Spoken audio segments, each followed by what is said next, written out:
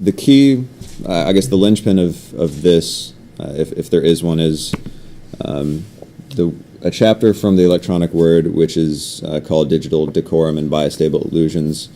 And from the paper I said, though originally referring to cityscapes and postmodern architecture, Lanham mentions a toggling between Platonic form and play that can nonetheless aptly be applied to the use of language. It is an alternating between two codes and a use of language that is rhetorical in this schizophrenic way, toggling from Platonic to rhetorical premises and back again. He was just talking about how architecture in a postmodern context isn't, we don't build buildings just to, inhabit them or be inside them. They can have a, artistic and a decorative purpose as well. And there's another quote that I haven't put on the slide, but I'd like to read it. In this part, he talks about specifically print, language in the medium of print, and he says, "Print invites us to forget all these tricks, to look through a deliberately transparent and fixed black and white surface of verbal symbols to the conceptual universe beyond. The electronic text bag of visual tricks makes us self-conscious about the bag of neural tricks that create our own vision, and puts this self-consciousness into oscillation with the visual conventions of transparent print." And the subpoint you'll see is this idea of at versus through oscillation.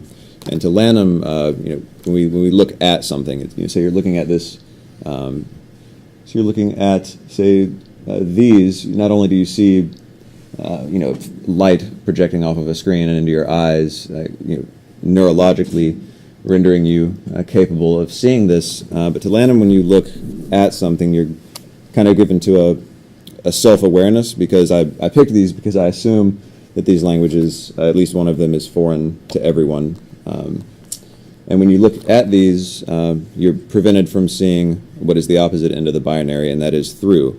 And through entails not only what these texts are literally saying, but also the ideological, the cultural cargo. So I thought to myself, well, why can't this idea of at and through be applied to language more generally, and not just printed versions of it, or as he's more interested in, electronic versions of it that we might see on our phones or our laptops. And because I started with Spanish, or with any language that you might pick up, you're forced to look again at syntax, morphology, phonology, and all of these aspects of language that you have been looking through. Most who ever attempted to learn another language will be able to relate to two ever-present, bistable, if you like, concerns. Naturally, the first is the relentless Platonic urge for truth or ideal structure in speaking. I understand this drive to manifest in such forms as the aspirations for grammatical, orthographic, syntactic, and phonological, etc. correctness. When wearing the hat of the speaker or writer, one of course does not want to toss linguistic rules into the wayside and risk sounding improper or non-standard. Rather, sounding like a native is the desire of many.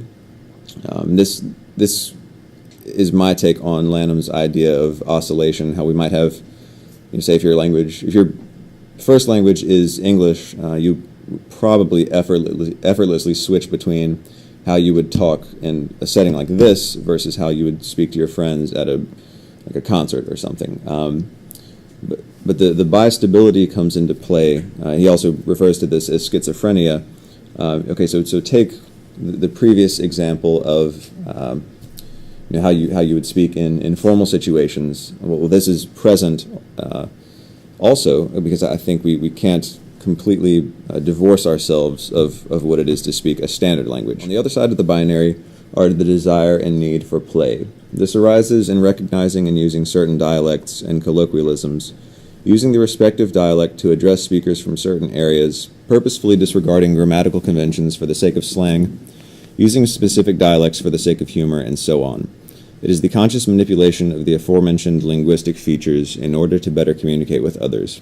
Better yet, it is the speaker's awareness that they are doing just that. An instance of me, of course, looking at all caps a foreign language would be with Spanish, and on my trip I just came in contact with a bunch of regional peculiarities that threw me off, and I'd like to talk about them specifically in this next part. In this book by Jose Hualde, which is The Sounds of Spanish, it's just a general, actually in-depth rather, look at Spanish phonology. And one of the interesting aspects of Cuban Spanish in particular is S deletion or aspiration. Jose Ignacio Hualde provides a thorough documentation of this phenomenon. We learned that practically all Caribbean speakers aspirate preconsonantal and word final S to a certain extent. The feature of consonant deletion or weakening is so common in Caribbean varieties of Spanish that the more S's are pronounced, the greater perceived level of formality. There's no distinction, for example, between plurals. There's no distinction between the second person verb conjugation, which you would, in any entry-level Spanish class, you would learn that the ending S morpheme is how you know which one is which conjugation is which. And another aspect about Cuban Spanish which interested me was I don't know the correct terminology for this, but the trilled R in Spanish will often just become a L. So this is a feature that many Caribbean speakers find difficult to avoid, even in careful style, where the resulting sound is generally L. So if you ever find yourself in Cuba, you will be flirted with and addressed as mi amor, but the ending R sound will sound a lot like an L. It would definitely throw you off and make you look more so at Spanish. Another interesting dialect to me was the Colombian dialects, or the Paisa dialect as it's known in Spanish, and this is spoken in the Antioquia region around Medellin. And the first thing I noticed was they have a really distinct pronoun paradigm there. So we learn you would learn in a Spanish class here, the second person singular formal pronoun for you would be usted. So of course you would use that with like a cop or a professor or just someone that you're trying to respect. But in Colombia, people use this regularly with friends, and they're like mothers will address their kids with this.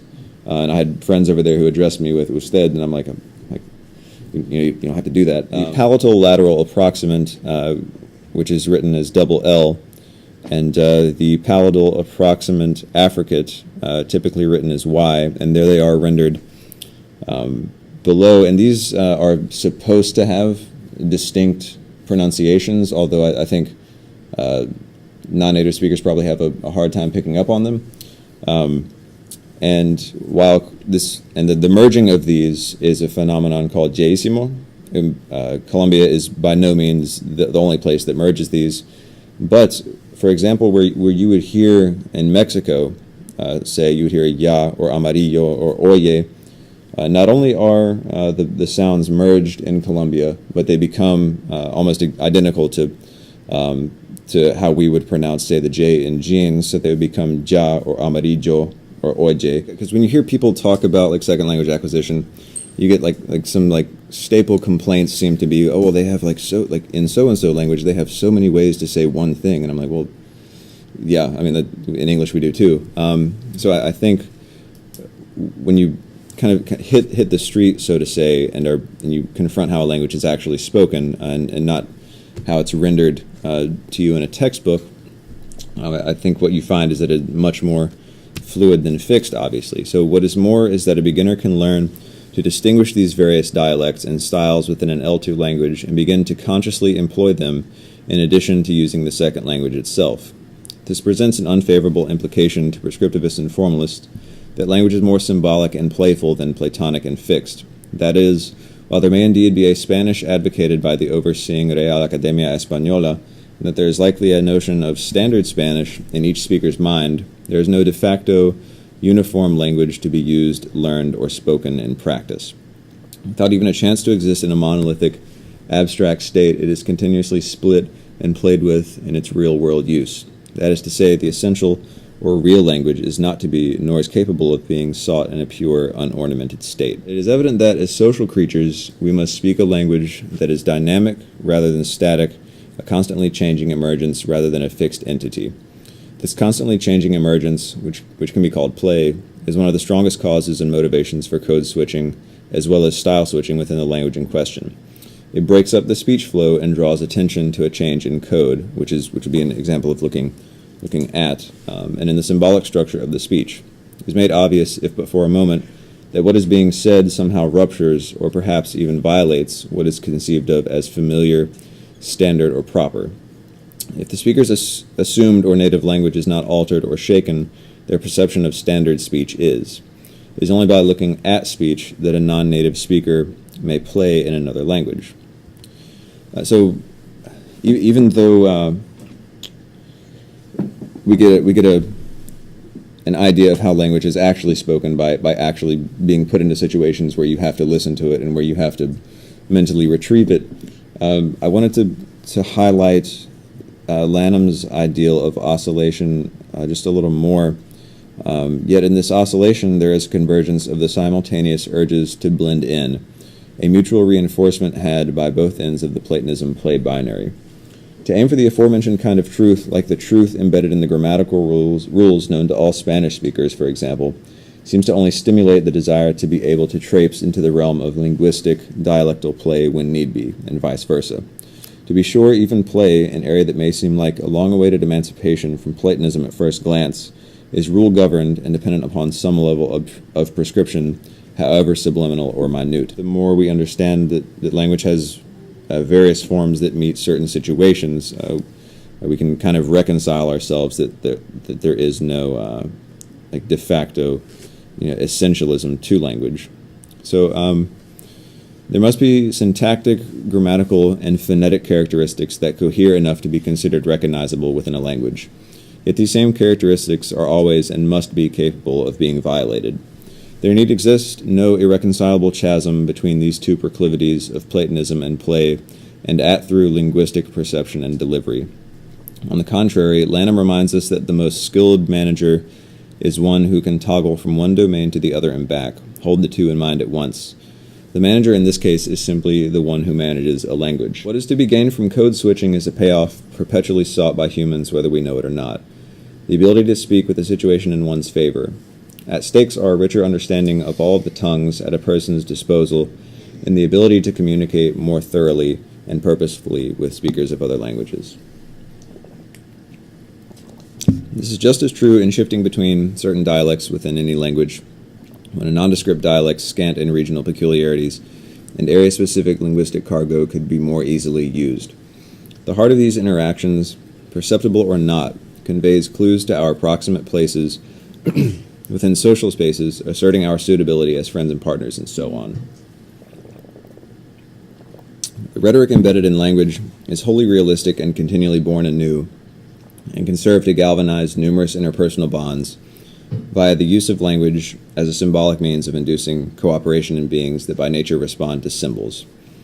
And if my agenda has not been made clear by now, I just wanted to include a quote by Richard Hugo, which is, "Once language exists only to convey information, it is dying."